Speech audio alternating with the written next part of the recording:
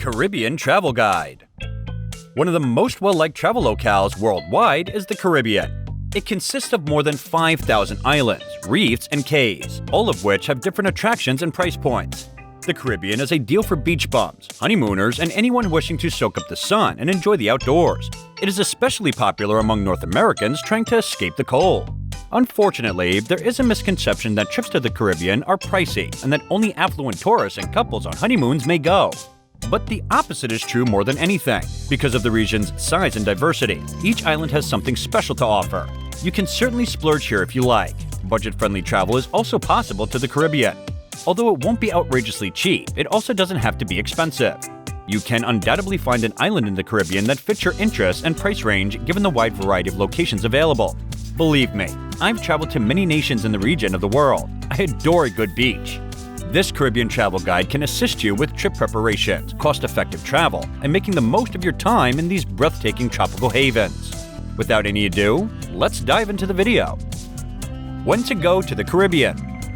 The Caribbean is the busiest from December to April, and during this time, hotel rates are at their peak as visitors from the north seek refuge from the bitterly cold weather. On the other hand, diving and snorkeling are made possible by the excellent water visibility. Around 30 degrees Celsius or 87 degrees Fahrenheit is the typical daily high temperature during this period. The Caribbean's off-season runs from May to November, when lodging and activity costs are up to 50% less than during the peak season.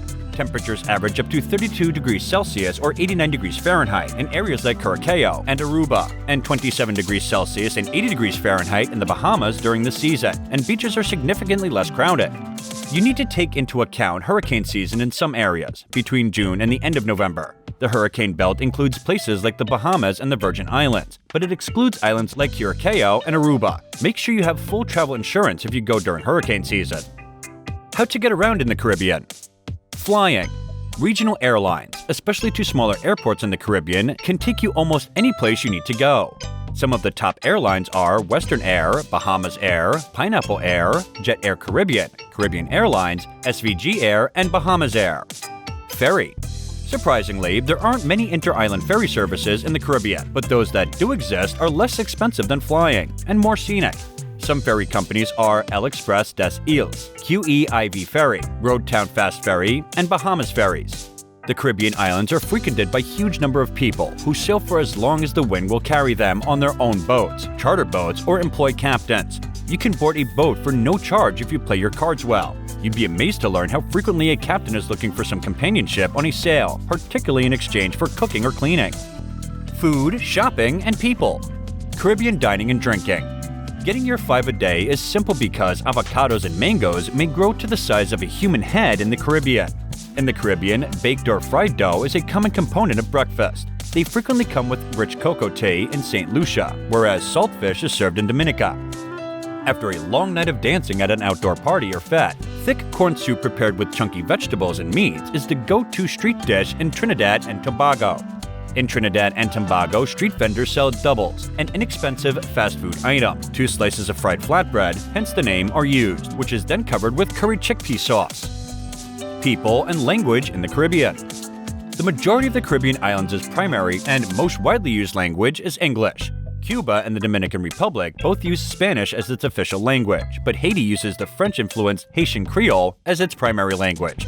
If you interact with locals, you'll learn that the area is home to dozens of Creole and Patois languages that combine French, English, Spanish, and numerous West African languages. These languages actually reflect the area's extensive history of colonization and enslavement. Gifts and shopping. While visiting Grenada, the spice island of the Caribbean, pick up some spices. And if you're in Haiti, keep an eye out for the rare Haitian blue flavor of coffee. In Trinidad, the place where Angostura rum and bitters are produced, pick some up. In St. Lucia, keep an eye out for Zaka, a former shipwright who now creates colorful totems out of recycled telegraph poles. In St. Lucia, markets offer adorable small bird feeders crafted from coconut shells. The Dominican Republic is home to finely attired Mucas slime dolls, who are instantly recognizable to their lack of facial features. Activities. The Caribbean provides a ton of free things to see and do, especially if you just want to laze on the beaches, even if you're on an extremely low budget. Most accommodations offer free snorkeling equipment, and hiking is frequently cost-free.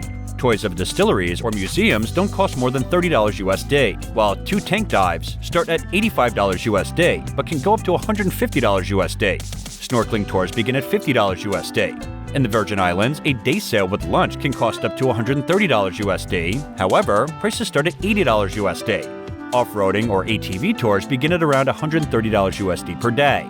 The price of all-inclusive tours to the Caribbean islands typically start at around $175 USD each day. Top 5 things to see and do in the Caribbean. Number 5. Sail around the Virgin Islands. Spend a few days sailing some of the BVI's most secluded islands, which are not accessible by ferry. You'll escape the crowds and find undiscovered snorkeling locations. In this region of the world, there are several sailing opportunities. Number 4. Visit Havana, Cuba. Havana is the largest city in the Caribbean and frequently conjures memories of heroic revolutionaries. The city, which is rich in history, architecture, and culture, has recently become a popular tourist destination. Explore the vibrant old Havana streets, stop at Plaza de la Revolucion, and stroll along the Malecon seawall. Number 3. Hike the Pitons in St. Lucia. The Gros and the Petit Piton volcanoes make up the Pitons. The Gros Piton hike takes 2 hours to complete, rising from sea level at 600 feet to 2,600 feet at the top. A guide is necessary and costs $50 USD. The Petit Piton is more challenging. Additionally, a guide is required. It costs $70 USD. Number 2. Swim with pigs in the Bahamas. On Pig Beach, there is a herd of famous pigs and piglets. Since Big Major Cay is deserted and pigs are not indigenous to the island, no one knows how they got there. Starting at roughly $220 USD for a full day, boat trips depart from Nassau. But watch out, they bite. Number 1. See Trunk Bay, St. John. Trunk Bay, which is frequently named among the best beaches in the world, is picture perfect with its white sand and crystal clear sea. The coral and marine life you can view while snorkeling makes the small entrance fee to the beach worthwhile. Okay folks, now you have a guide. Make sure to use it and make your journey worthwhile. Please remember to give us a thumbs up on your way out, and see you next time. Bye!